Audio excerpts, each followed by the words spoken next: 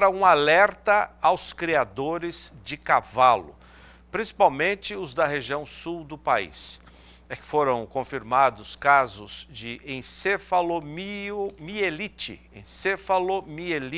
equina do oeste, na Argentina e no Uruguai.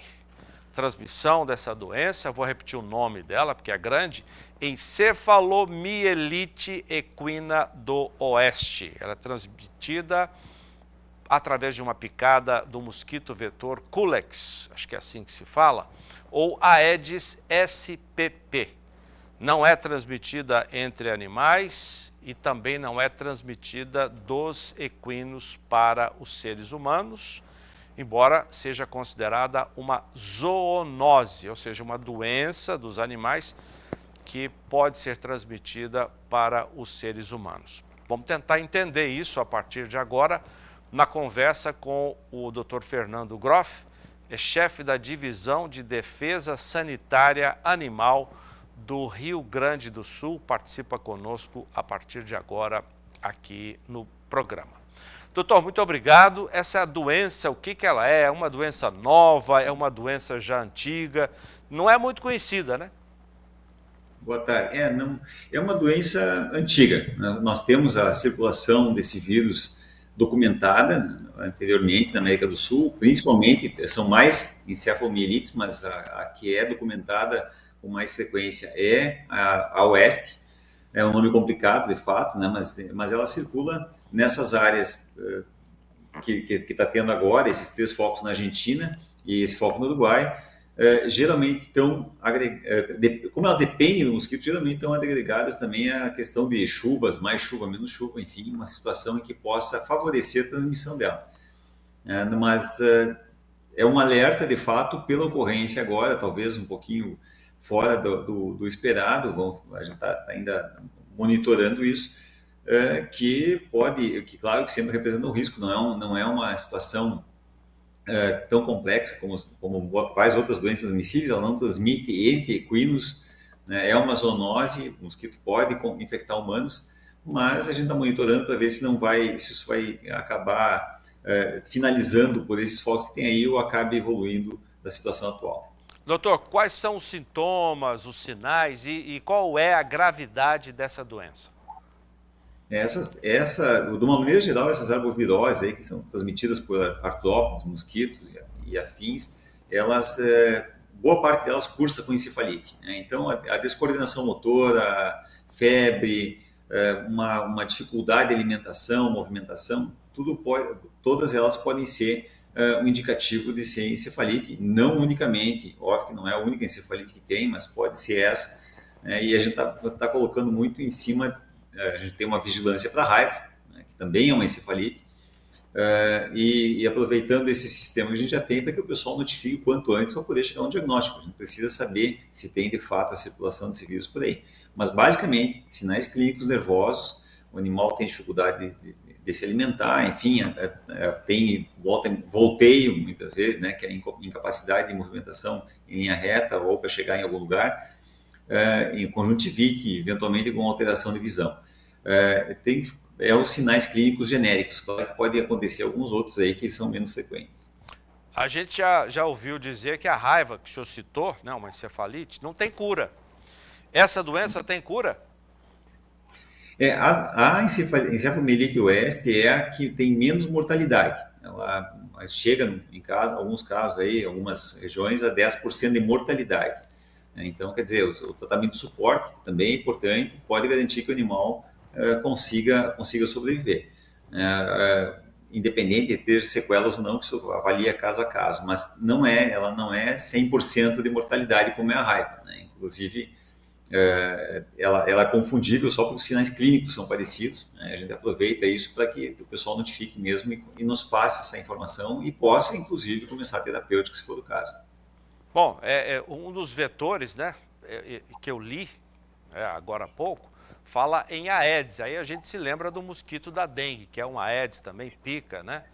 E normalmente no período de calor e umidade, muita água, há a proliferação do Aedes aegypti, né, da dengue. No caso desse mosquito, da encefalomielite, tem alguma época mais específica do surgimento, do ataque desse mosquito? A mesma situação, né?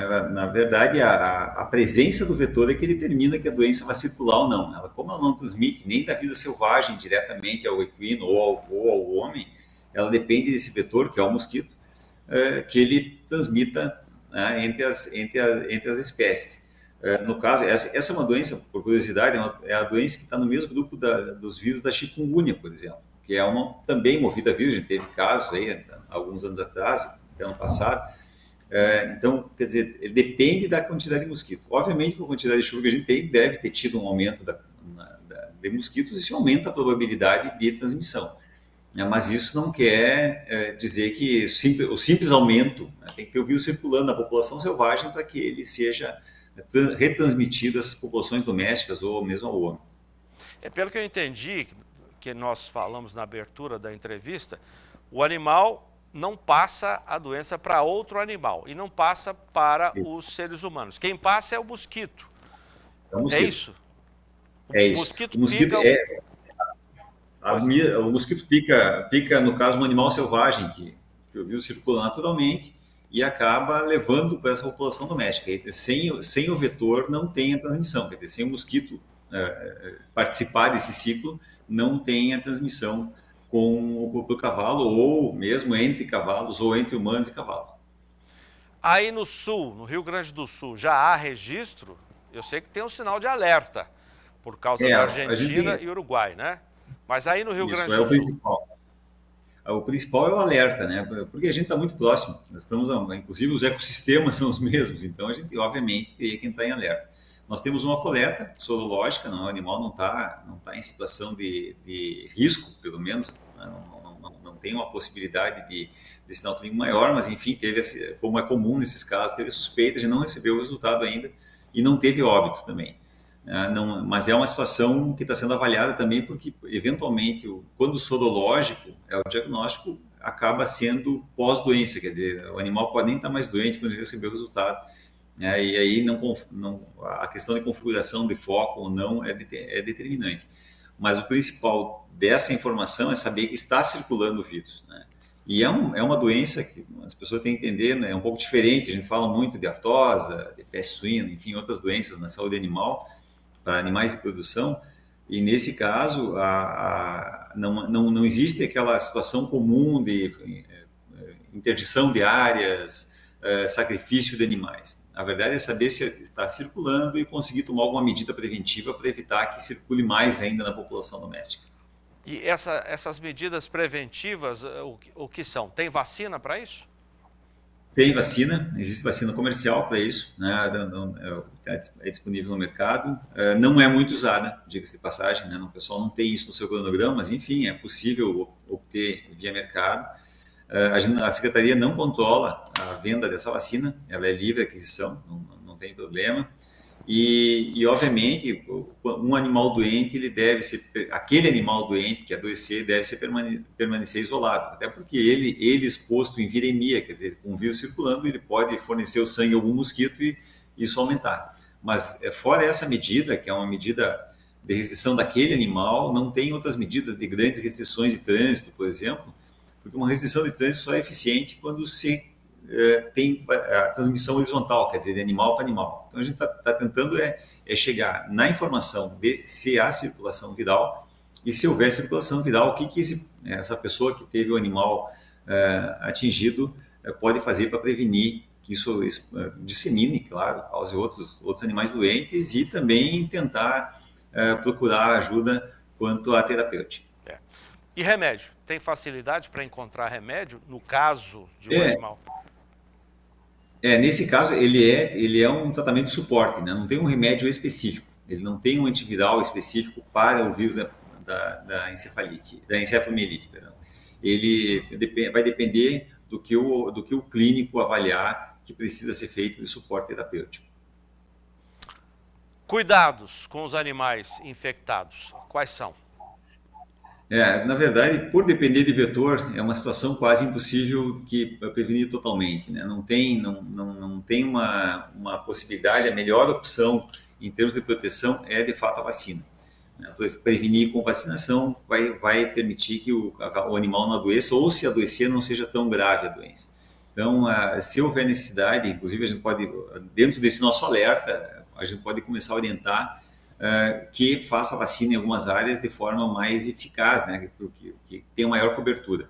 Não é o caso ainda, a gente não tem caso aqui, isso é muito ligado a biomas, então, quer dizer, não vai ter uma alteração, não vai ter uma orientação geral para que se faça a vacinação, mas a gente vai estudando e monitorando e vendo onde é que precisa ser introduzido aí uma orientação geral para o produtor para que previna a doença. E nesse caso há um trabalho conjunto da Defesa Sanitária Animal, que o senhor representa, e Secretaria de Saúde, por exemplo, no sentido de combater o mosquito? Há esse tipo de trabalho?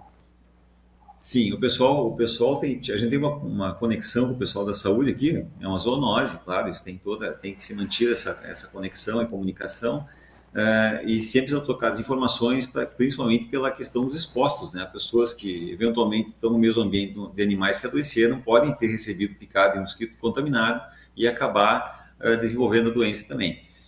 E essa comunicação é feita de praxe já, a gente está trabalhando, até estão monitorando junto, claro, e eles inclusive apoiam o sistema de diagnóstico quando são amostras de origem animal também, quando é necessário.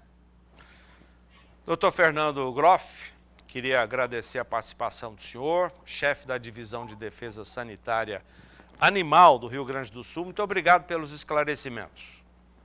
Imagina, ficamos à disposição aí para quando tiver alguma informação também for necessário.